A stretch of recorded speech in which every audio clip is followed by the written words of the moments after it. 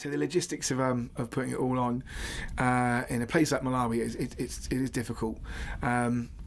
Not made easier by not often having a budget to work with, but what we've managed to do is recruit a lot of suppliers, a lot of UK suppliers. So all the equipment now, like the PA system is Function 1. We had monitors donated, it was on a free hire. All the DJ equipment. Some of it came from contacts I had from when I was running the club, when I was running Chibuku. Other contacts just came just because it is this concept of the UK's here with all this great stuff going on, and Malawi's over there, wanting it to happen, but not having the sort of resources. So it was the MD of Function 1, who was a brilliant guy, Tony Andrews, who, when I told him about the state of some of the sound systems out in Malawi, he was just, because his whole thing is about the connection that people have when, the sound quality is done right.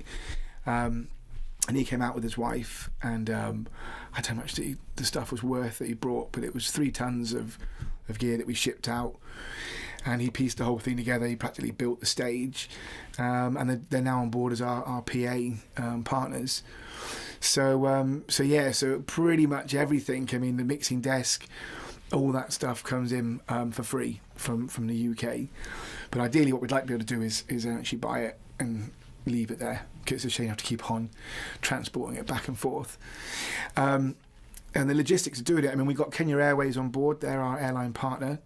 So they help us with air freighting equipment. They also help us with discounts on flights for crew and artists.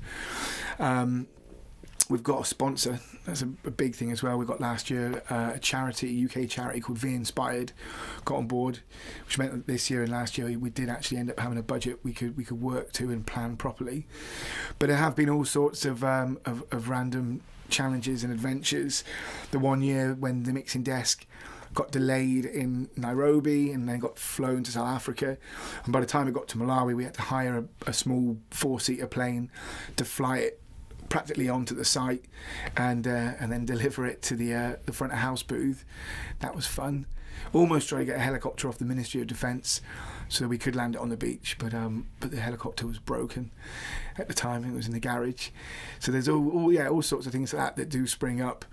But now I say we've got all these suppliers in place, and they're fully into the whole reason that we're doing it. We try and give them as much brand recognition as possible. And it does make the whole thing go a lot easier. The other thing as well is having support from the government. The Ministry of Tourism obviously support what we do, so that cuts through any sort of red tape. And generally the sort of private sector over there in the tourist industry, they all benefit from it. So we do get support with sort of in-country transport, hotel bookings, all that sort of stuff. So it's been tricky over the years, but definitely I think we're at a good place now, because we are actually trying to work out what the full impact is of the festival. So we look at employment, and we look at how we work with the local community and the Malawian crowd there. I mean, the main sort of area of employment that it creates is from the lodge itself where the festival happens. They're a Malawi government-owned company. They're one of the biggest sort of hotel chains in Malawi, and I think for the festival, I think they draft in about 300 people to work on it, and then from the local community and the villages, they bring in, it's about 50 guys who come in and they build the fence, the bars, the toilet shower blocks, all the construction on site.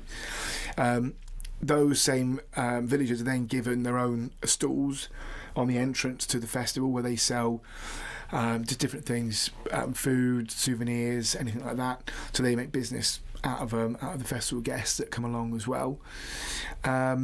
And then I think in the build up to it, we're working with not so much employing people, but it's a voluntary basis. But we work with Malawian volunteers over there who work with our UK team. So there's a skills sharing thing that goes on, because in the long term, what we want to be able to do is there be a Malawi team that then run this event completely without any sort of UK involvement, and they run this festival that go and start another one, do more events, and really help grow the events industry there.